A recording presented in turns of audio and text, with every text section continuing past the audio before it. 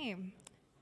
Well, good evening, everybody. It's so nice to see so many people have come out on this cold winter night to help us all celebrate. So my name's Sharon, and it's my privilege to welcome you to this exciting and very much anticipated book launch event. Before we get underway, I'd like to begin by acknowledging the traditional custodians of the land we're meeting, that's the Wurundjeri people of the Kulin Nation, and pay my respects to elders past and present. I'd also like to acknowledge that we're currently in NAIDOC Week, and that celebrates and recognises the history, culture and achievements of Aboriginal and Torres Strait Islander people, and it's an opportunity for all Australians to learn about and celebrate First Nations cultures and histories.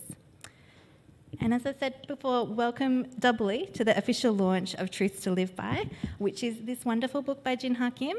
Hands up who's read it so far. We've got a few. Yes. And I know some of you are just getting it for the first time tonight. It's also one to enjoy and work your way through, so no pressure if you haven't finished reading it yet. And I was thinking in preparing for this event that much like the chapters in Jinha's book that all focus on different aspects of her life and her experiences, all of us here tonight, we also represent various chapters in Jinha's life story. And so it's actually really lovely to have this opportunity to gather together as a collective group to celebrate Jinha's achievements. So thank you especially for being here. I also appreciate there are many other people, and I know Jinha's been getting some messages this afternoon that she has friends and supporters who unfortunately haven't been able to make it here in person, either because of illness or just geography. So they've sent their best wishes, and good news is they won't miss out. We are actually live streaming and recording this, so some of them may be watching live right now, in which case hello to you too, online viewers. And especially thinking of Jinha's parents and sister Iris, who, as many of you would know, they live overseas, so we know they'll be tuning in online, so an extra welcome to them when they're viewing this. Now, just some housekeeping notes. So I understand Jinha has asked Pauline to take some photos this evening, so you might see some camera flashes or just Pauline. Thank you, Pauline. And anyone else, if you'd like to take some photos during the program or afterwards with Jinha, here we go. Thanks, Pauline. Flash. I did make that happen. I appreciate that. Thank you. But if you would like to be like Pauline on your own phone or on your own time, you're welcome to take photos during the program. Not necessarily of me, but of Jinha. I'm meaning. But yeah, so you're welcome to take them. And of course, thanks, Pauline. This will be fun. I can play it back and watch as my face goes progressively redder. I love this. If you need to take a break at any time and access the bathrooms, we do have them. They're not in this building, they're in the building behind, but you can access that just along sort of the laneway. That way, actually no, sorry, don't go outside in the cold, ignore me. Go through the warm, through there, and you'll just have to take a few steps in the outdoors, and then the bathrooms are fine, fully enclosed, it's fine, it's just getting to them. You do have to brave the elements, so just wanted to disclose so you know what you're getting into. Now, when you arrived here tonight, hopefully you each received a bookmark or two. I think Zach may have been particularly diligent in his duties at giving those out, so thank you, Zachy. So these bookmarks feature quotes from Jinha's book, and they'll also be available at the book signing desk if you didn't get one or if you'd like more. So these commemorative bookmarks were intended as a surprise for Jinha, and still were a surprise, but Jinha is so organised. We had this group planning chat, and yesterday she's like, I got bookmarks. So I had to be like, oh, so do we. So yeah, thank you, Jinha, for being your organised self. Hopefully this part can still be a little surprise, though.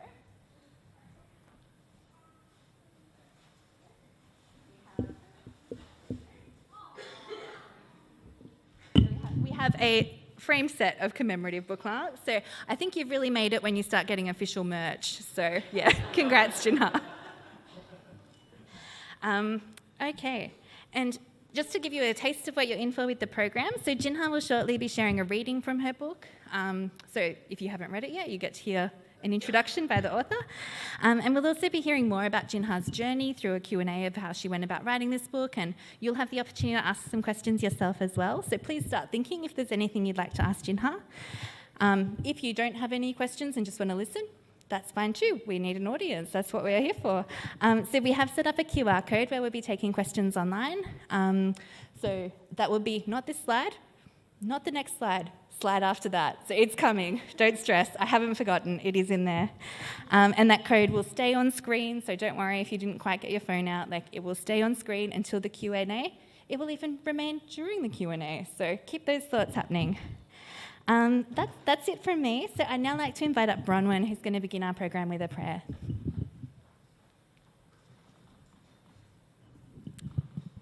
Could you please bow your heads with me as we pray? Lord, I want to thank you for this amazing opportunity that we have to celebrate our sister Jinha, and that she's created this book for us to read. And Lord, I just want to thank you that she has opened herself up to listen to your Spirit, Lord, and that you've filled her with the creativity and insight. Lord, I want to thank you for the support from her family and her friends. And Lord, I just pray that as she continues to have openness and see the world and share her thoughts and her perspective. And I pray that those who read this book, Lord, will be open to this, find inspiration and a new perspective in these words. In your name we pray, amen.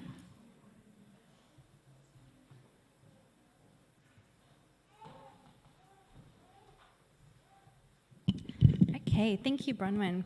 Now, next up is Nathan Brown. So I'll firstly introduce Nathan. So Nathan's from Science Publishing Company. He works as the book editor there. He's also an author himself, and he was also the editor of Jinha's book. So if you open it up and see the inside cover, this is the Nathan Brown from those pages. Thank you, Nathan.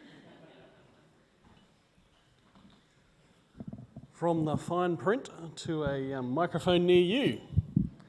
I got a message from Jinha yesterday at some point saying, and let me quote, "I've never done a book launch before," and then went on to, it got me thinking that I think in my time as book editor of Science, this is the 120th book that I've been book editor for. So you'd think I'd know something about book launches. The reality is that every book launch is different, every author is different, every book is different. So I don't know the answer to what we should do at a book launch. We're still making it up as we go. But I think there are some key components that are a part of what we're doing here this evening. The first one is a celebration of the author. Jinha is someone that you're all here because you have some connection to her. You know, she's a friend, a colleague, pastor. For a couple of people here, mum. You know, others that have worked with her in different capacities. Now she gets to add an extra component to that list of descriptors that we carry through life. Author. That's kind of cool. And I was reading a news report yesterday on the state of the Australian publishing industry, which is encouraging and discouraging at the same time. That report suggested that a bestseller in Australia is about 5,000 copies over the lifespan of a book. So if we sell enough copies tonight, we should be able to get past 14,000 copies of Jinha's book. So she's not just an author, she's a best-selling author.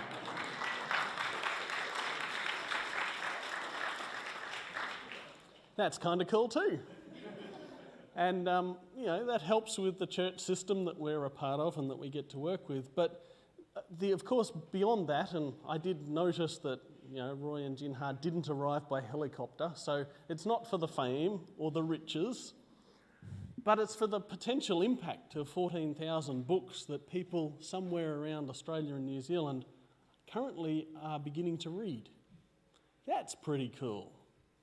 So we celebrate Jinha and her achievement. We also celebrate in this kind of gathering, and the gathering is by nature the celebration of it and an embodiment of it, the community from which this book came. Writing isn't much of a spectator sport, but making a book and growing the ideas and getting them out into the world in the form of a book is very much a team effort. Now, there are people that have contributed directly, and I'm sure there's a list of thanks in the back of the book. There's probably a longer list of thanks for many of you here tonight and how you've been a part of these stories, a part of this journey that have got us to that point. So we are celebrating that community, and that's one reason that I really appreciate the opportunity to come back as a visitor, particularly to this church community, and say, hey, this is where this book has come from, and Jinha's part of your community, and it's really exciting that we can share her thinking and her work much more broadly now. So we're celebrating that. And probably the third thing, and I think we're doing all three of those here this evening, is to celebrate the ideas in the book. That this book is about something, and that it does make a contribution to the wider world. Now, one of the things that I particularly appreciate with this book and its approach and its presentation is the way that those ideas are presented and shared. Now, Jinha is writing about things she believes in. That's really cool. Sometimes people writing or yelling about things they believe in is not fun. But the way that Jinha has done it is a way that is attractive and inviting. She's trying to find common ground with us as readers. And that's a pretty significant thing. The other thing that many books tend to do is to say, hey, I'm the expert, I've got it right, come and believe what I believe and the world will be a better place. This isn't that book, because Jinha is also honest about her experiences and her challenges with many of the ideas that she shares. And instead of saying, come and be like me, it's let's listen and work and learn together to go to a better place for our community and for each of us as individuals together, as author and reader, as pastor and parishioner, as friend and friend, as human being and human being. So that's what we're celebrating in Truth to Live By this evening. I think that's a worthy set of reasons for us to get together. And so thank you for being here, and congratulations again to Jinha, best-selling author.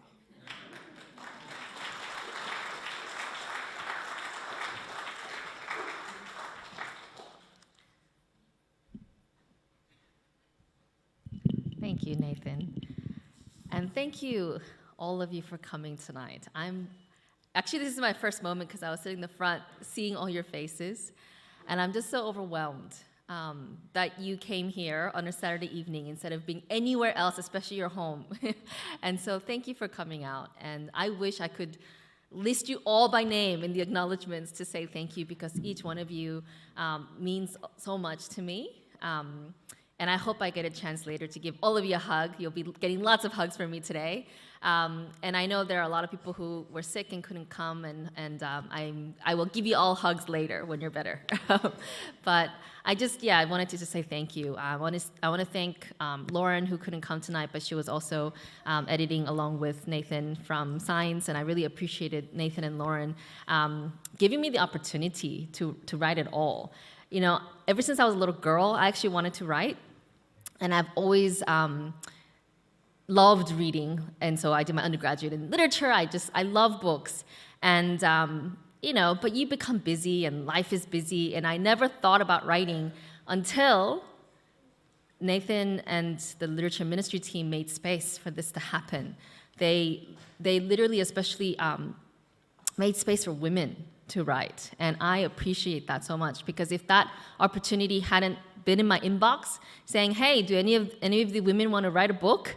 We don't have enough women writing, and they made that space and that opportunity and that funding, I would never have done it. And so I just want to say thank you for making space for those who are not yet at the table, and for thinking of how to be more inclusive and how to give people opportunities to make their dreams come true, because it really is, for me, a dream come true.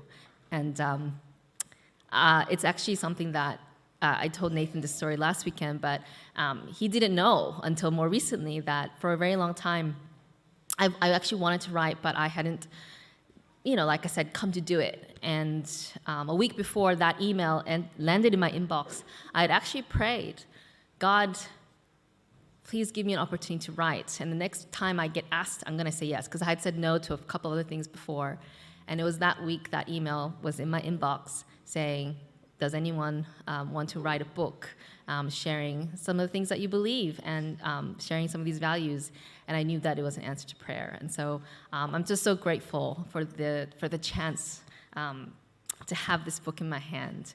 And I'm so grateful for each and every one of you for making this happen, because all these stories, it wouldn't have happened without all of you being in my life, and for teaching me what it means to be an Australian, for teaching me how to love and to be loved.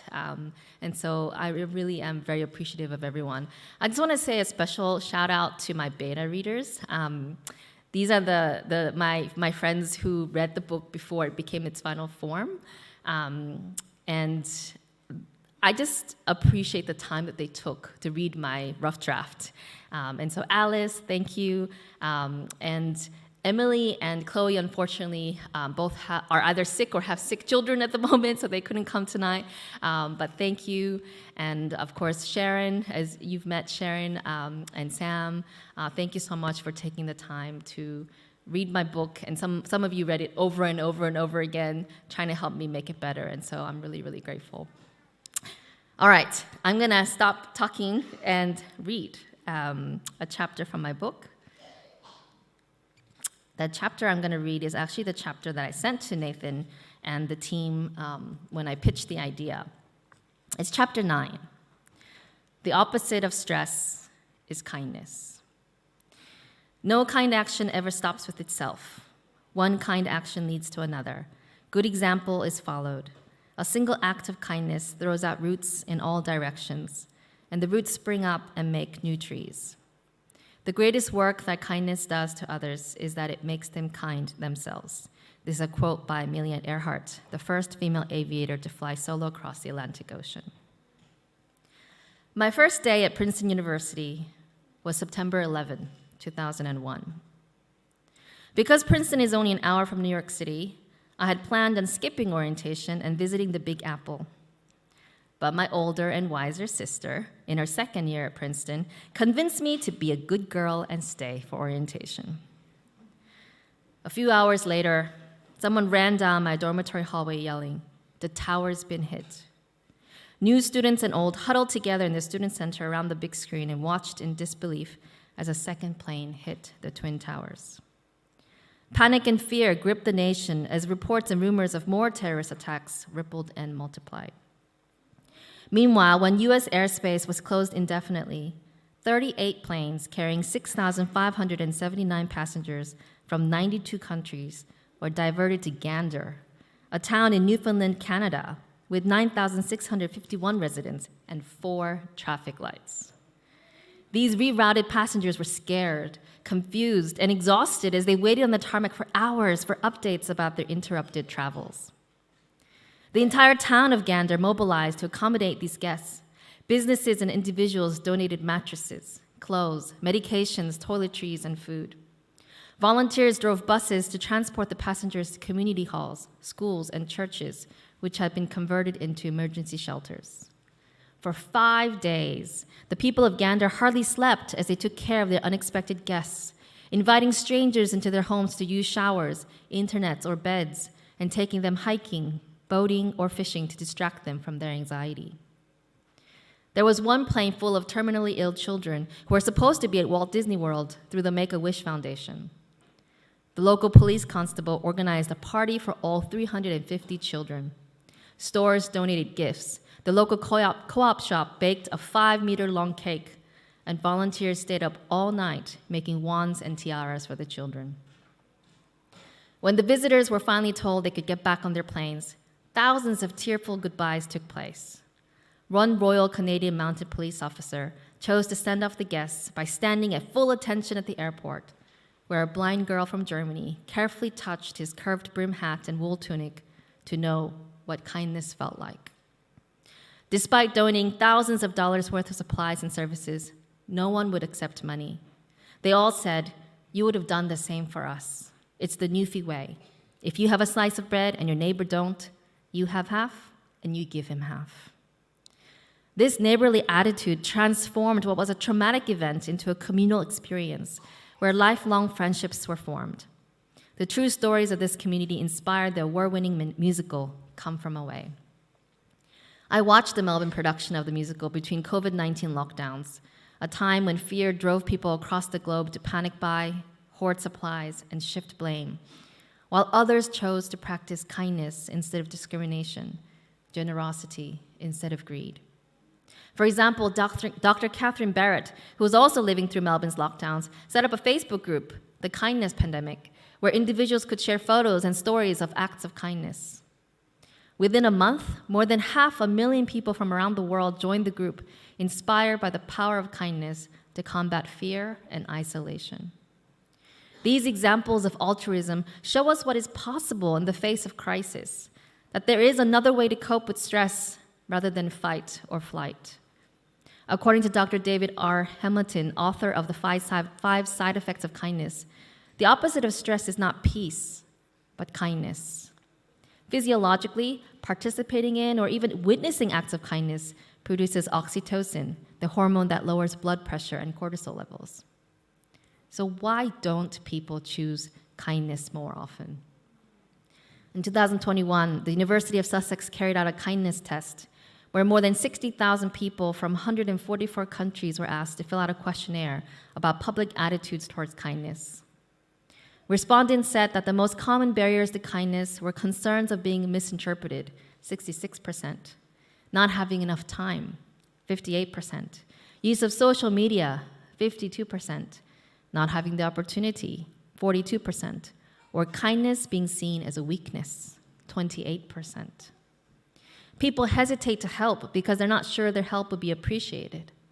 And yet, 99.9% of respondents said that when they were the recipients of an act of kindness, they were grateful, happy, and relieved. So the chances are, kindness will make a positive difference. By being kind, we can bring healing to ourselves and to others. By being kind, we protest against the pain and chaos of this world. There's a reflection question. Think of a time when you felt kindness. How can you pay it forward? When do you find kindness difficult? And what helps you choose kindness?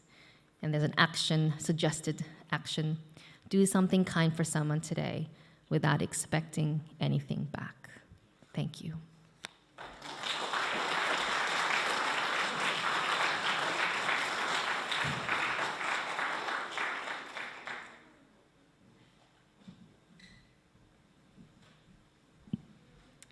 Okay, I did promise you this was coming. We've now reached the Q&A portion of this evening. So we'll invite Jinha back up to answer some of your questions. So just bear with me. I've just got to unhook my microphone. Thank you. Oh, actually, I don't need to. I'll just lower it. Brilliant. Okay, we're good. Okay, so we have had some questions come in, so and feel free to send some more in. I've got some live updates happening here, so all good. So I guess to begin with, that you shared about the opportunity that came about and, talked about creating space. Once you actually got this opportunity, what was the writing and editing process actually like? Were there some surprises along the way? How was it what you fondly imagined? Well, at first, I thought I would have 12 months to write it. But then, so at first, because I was working on it on my days off, which is usually on Mondays. And so then I tried to work on it, but I wasn't rushed. But then Nathan called and said, "Do you think you can finish it by the end of the year?" So I said, "All right, I'll do my best." And so then I took some long service leave and some annual leave to have extra time to write it. So there were, in terms of timeline, it went faster than I thought it would. But I think it was good because having that deadline and that motivation to keep writing meant that I was thinking about it and was able to kind of keep the momentum going in my writing. Yeah. So that writer's block we hear about? Oh, no, there were plenty of moments. Yeah, okay. So I'm glad momentum happened in between, though. Someone's sending in a question. What was the hardest story to tell in the book and why? That's a good question. I found it's interesting. The chapters where I kind of share my failures were actually not as difficult to write as some of the chapters I found most difficult were the ones where I couldn't think of a personal story to go with it. And so then I was trying to think about who I wanted to write about. And there are so many wonderful people in the world, and so trying to narrow that down to someone was challenging. So there was a chapter on laughter, being good medicine, and sense of humor being good for you. And it was hard to find a good person. And I want to write about somebody that people can really look up to, and we're all flawed human beings. And so sometimes I'd be like, oh, this person sounds good, and then I would research more, and I'd be like, oh, actually no, they said some things I really don't like. And so just finding the right stories to go with some of the topics was a bit challenging. And on that, I suppose, like, what comes first? Like, was it your own stories that you thought of, or were there more people from, like, history or, modern day inspiring figures you looked to that then sort of drew a parallel? Or Yeah, so actually initially I was not going to write about myself at all. And so initially I was just going to write about other people. But as I started writing, one thing that I realized is that, when you start quoting people a lot, you need permission, and also, like I said, it's not always easy to find the right stories. And so I asked Nathan, I said, can I write about myself as well? And it actually kind of helped me then be able to, because at first we were trying to figure out, are these 30 random stories, how are we going to keep them flowing? And so then I thought, well, you know what, if I embed it into my story, then there's a bit of a chronology so that it kind of flows better. So that's how my story ended up being in the book in the first place. Yeah, of course. And of course, some of the stories aren't just your stories, they're also stories with other people in your lives. So we've got a question from the audience. How do your family members feel about being starring roles in some of these chapters? That's a good question. Micah and Joshi, how do you feel about being in the book? I got a thumbs up. I got a thumbs up. And I did send a draft that talked about Roy to Roy and about my family to my family before I went to publishing. So they gave it the green light. I appreciate that. Being somebody who shares this with the world, that now their stories are shared as well, and I appreciate their generosity with that. This one's a bit of a request for a bit of extra bonus content. So someone's interested to know, was there a story or chapter you wrote that didn't make the book in the end? And if so, can you share a bit about what the extra cuts? That's true. There were. I've got a folder on my computer of several stories that got cut out. There was a story of Ruby Bridges, which I love that story. And originally I had it in, but because I had so many chapters that were similar about in the end, I decided to save it for another time. And there were also a couple of chapters. There's a part of my life that's kind of missing from the book, not because I was hiding it, but just because at the time, what I was going through and the stories, once again, overlapped with some of the other things I shared. And so I cut out a chapter about kind of the imposter syndrome feeling we sometimes feel and how I went through that. And so that got cut out. Yeah, thank you. This one's a bit more about the journey of discovery as well, when you sort of set out writing and maybe not quite sure. What did you learn about yourself through the process of writing the book? I think going back and researching the lives of some of these incredible people, I think it just reminded me that that hope is possible. And that's that first chapter, for those of you who have read it, actually used to be the last chapter. And then we ended up moving it to the first chapter because I think the chapter talks about hope being possible, of things being able to begin again. And I think that's what I got from writing this book, because this book opportunity came after the pandemic, which just lockdowns, 262 days, it wore me out. And having this book really gave me the chance to be excited, to be challenged, to be inspired by the stories of these individuals, and to just rebuild who I wanted to be again. And so in that sense, I guess I learned that I can still be who I am with the changes I've experienced in life, and be able to move forward. Yeah. Now, this one's come in about, was there a particular book which inspired you to write your book in this format? And I know in the excerpt you shared, there's obviously the action questions at the end, the reflection, and also, mirroring those personal stories, others' stories, beginning with a quote. So was there sort of like a touch point, or is it a formula you sort of thought of yourself? So I was actually inspired by a friend of mine who couldn't be here tonight, but her name is Jinha Kim. and she's got these great devotional apps. And her apps have like the quote and a bit of text, and then questions and quotes and actions. And so yeah, that actually inspired me. So Celia, thank you. And I suppose from that, because you're the author, you've written this book, now it's out in the world, now you have readers of your book. So what do you hope that readers take away? I really hope that readers, when they have traveled through this book, and hopefully I really want readers to, in the introduction I talked about, how I really hope that you travel with someone else through this book, that you journey with someone else so that you don't do it alone. And I really hope that it creates greater connection for the readers with the people in their lives that they actually care about, greater connections for the readers with the community, greater connections with the readers to the parts of themselves that in our busyness we just don't think about and have time to pause and really dig deeper into.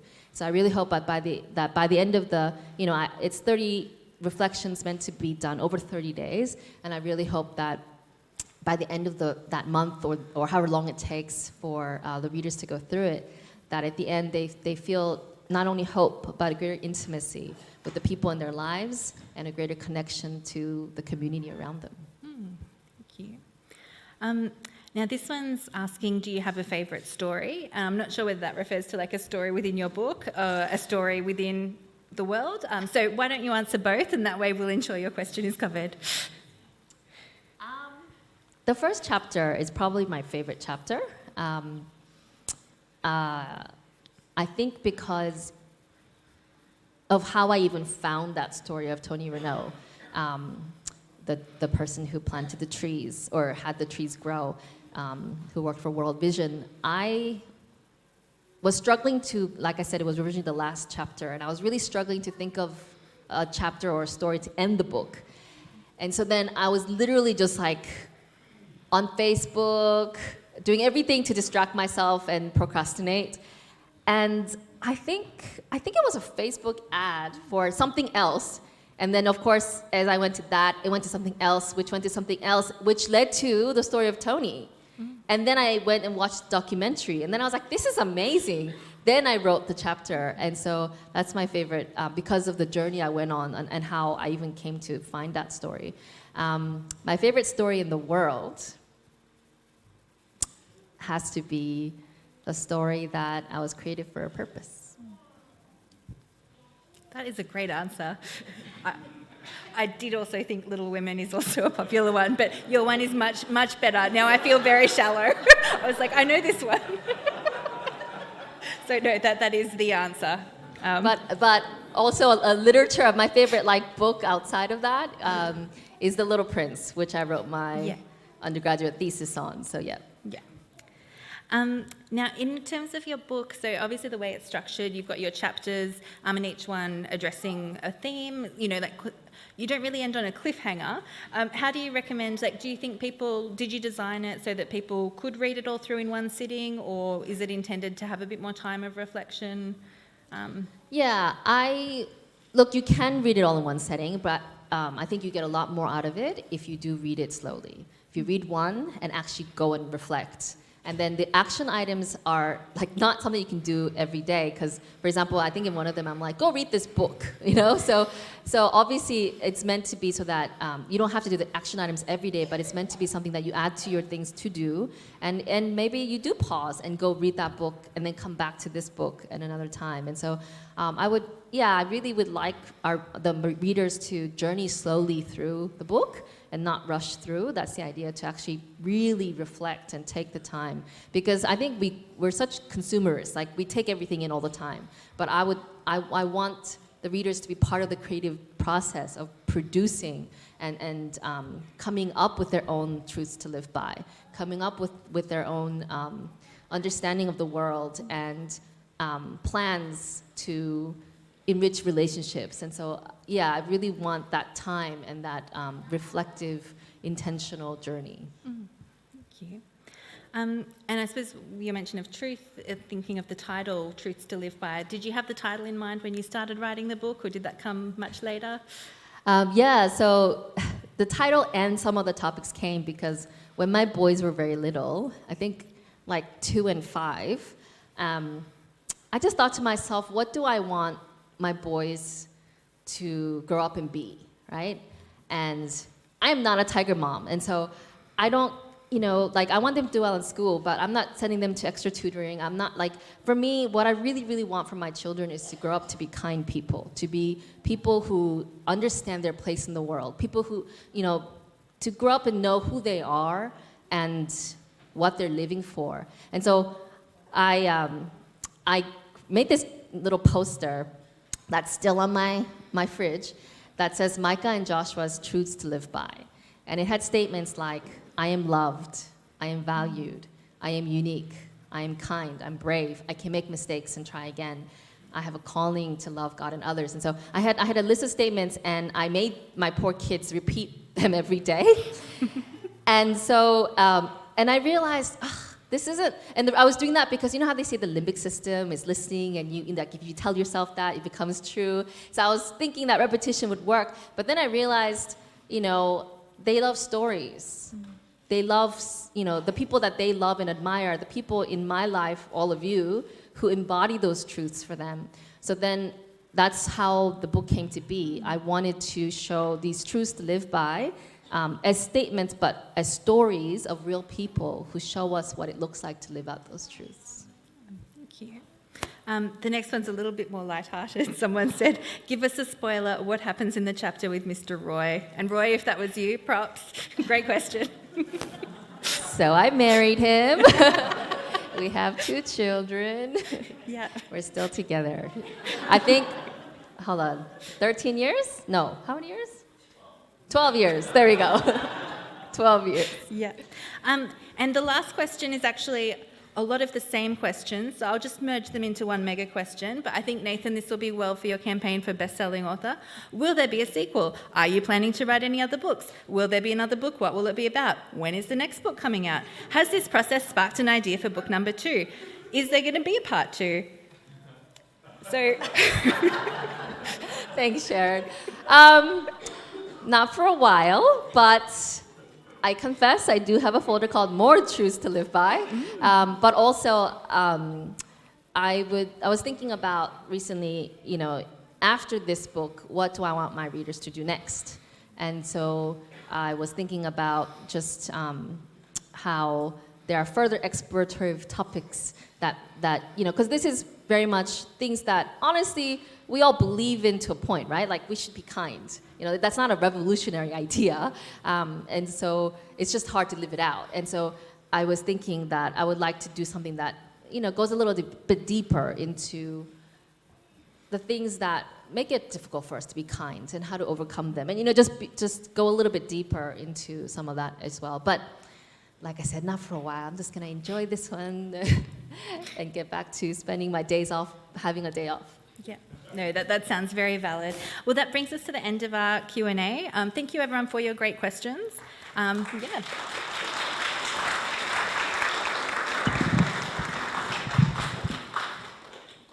Okay, I'd now like to invite Mr. Roy himself up to say a few words. There you go. Thank you, Sharon. Shortly after lockdown had ended, Jinha received the green light to write this book. And as a family, we were navigating this difficult season of life. And, we had lived in the most livable city in the world, and then we were living in the most locked-down city in the world, and then we were at the point where we were grasping hope of freedom. And it was in the context of this transition to freedom that this book came about. And I remember for a 12-month period watching hope trickle into my wife's heart as she had revisited these stories of inspirational people who had shaped her worldview. For me, this book is meaningful because everybody needs hope. Everybody needs hope. And so to the person who is searching for, exploring, discovering, and trying to live out hope, this book serves as a guide. So Truths to Live By, it's good to read on your own. It's better to read with somebody else that you care about and where you can discuss the content.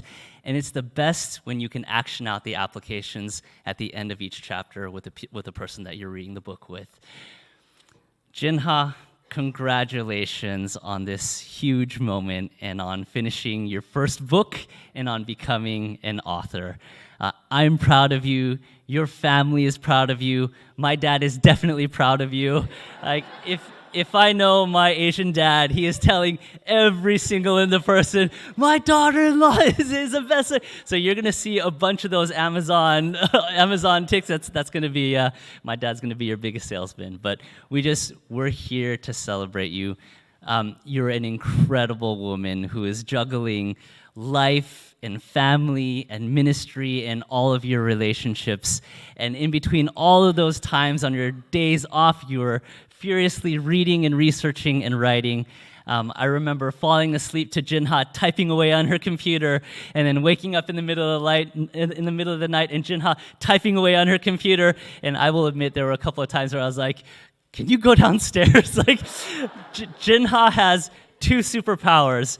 She's incredibly fast at reading and typing, and so anyway, she was very kind and she went downstairs to type. And so, but we're here because we're here to support you, Jinha. This is a fantastic read. It's a fantastic book, and we're also proud of you. I'm gonna invite Joshua and Micah if they're here. And I want to say thank you to Sharon for preparing these flowers. These flowers are amazing.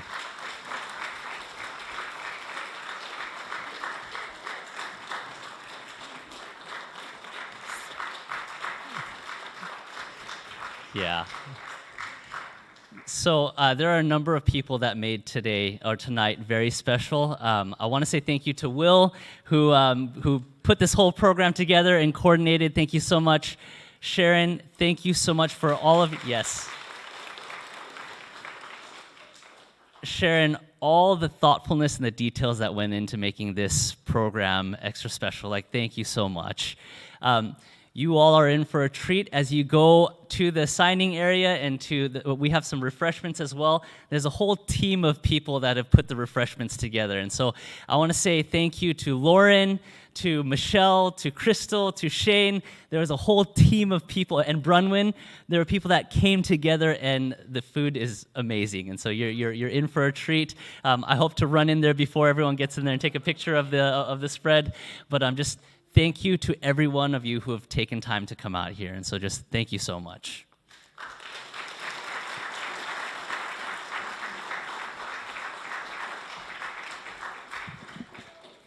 Thanks very much, Roy.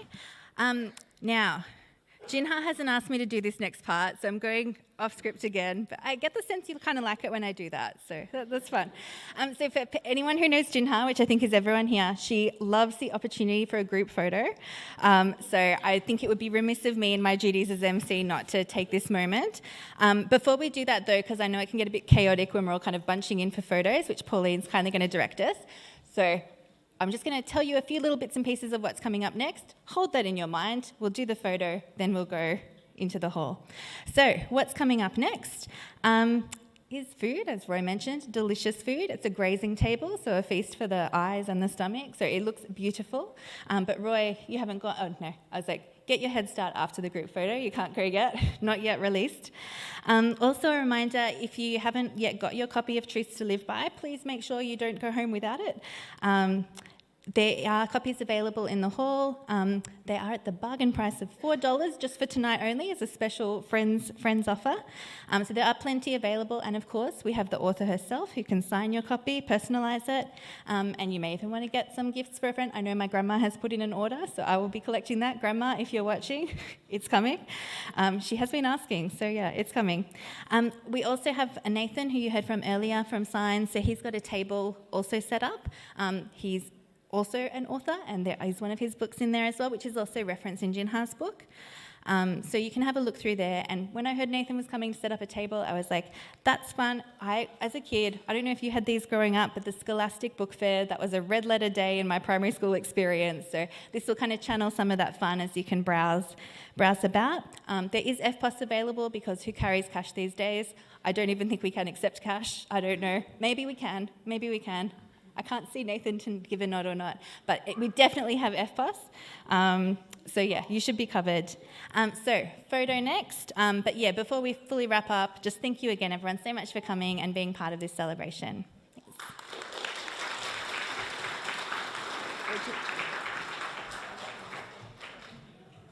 Yeah. View from the stage, or somewhat aerial, and so if we can probably try to bunch up in these middle rows, I think we'll aim for that. Yes, if we could please fill up the first couple rows. If there is a gap next to you, please invite someone to sit next to you. Can we please have Jinha's family in the middle?